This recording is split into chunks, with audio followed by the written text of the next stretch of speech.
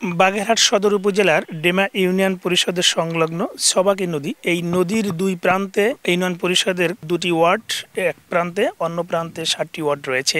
এই দুটি ওয়ার্ডের মানুষ আসলে সেবা নিতে গেলে অনেকে দীর্ঘদিন ধরে ভোগান্তি পোহাতে হতো। বাগেরহাটে ছবাকি নদীর যে একটা সময় ছিল তখন মানুষ নৌকায় চলাচল করত, এরপরে বাঁশের সাঁকো দিয়ে এই নদী পারাপার করত। অনেক সময় ঘটেছে দুর্ঘটনা, অনেক সময় অনেক নারীরা তাদের সন্তানদের নিয়েও এবং দুর্ঘটনার শিকার হয়েছেন, এমনটি কিন্তু জানিয়েছেন এলাকার মানুষ। ব্রিজটা না থাকার কারণে আমাদের অনেক দূর থেকে ঘুরে যেতে হতো।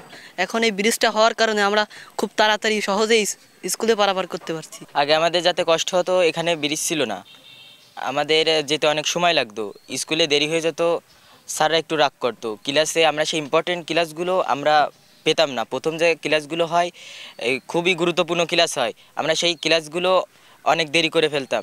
কিন্তু এখন এই জায়গায় ব্রিজ হওয়ার পর আমরা তাড়াতাড়ি স্কুলে যেতে পারছি এবং ক্লাসগুলো আমরা সঠিক মতো পাচ্ছি। ব্রিজ হওয়ার পরে আমাদের যেতে আধা কিলো লাগে, আর তার আগে 2 কিলো 3 কিলো ঘুরে যাওয়া লাগবে। এই ব্রিজটা হওয়াতে মোটামুটি এখন সবারই বাচ্চা কাচ্চা স্কুলেও যাইতে পারে ঠিক মতন।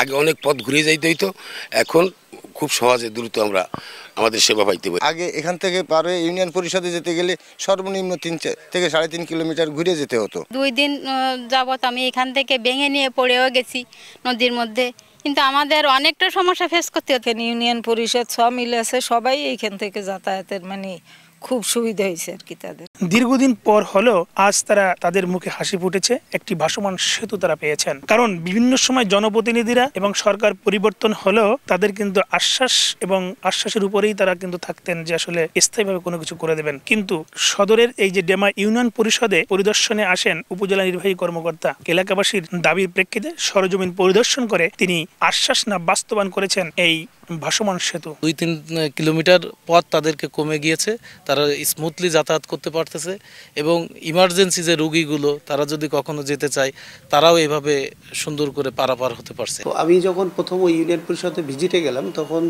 ওখানে স্থানীয় মানুষের দাবি ছিল যে এখানে একটা কোনো কিছু করা যায় কিনা। তো সেই আলোকে আমি উদ্যোগ গ্রহণ করেছিলাম যে আমার দুর্যোগ ব্যবস্থাপনা অধিদপ্তরের যে বরাদ্দ থাকে সেখান থেকে এই নদীর উপরে জায়গাটার নাম কুলিমাজির, এখানে কুলিমাজির ঘাট, ওখানে আমরা একটা ড্রামের ব্রিজ করেছি 176 ফিট দৈর্ঘ্যের এবং এটা 8 ফিট প্রশস্ত।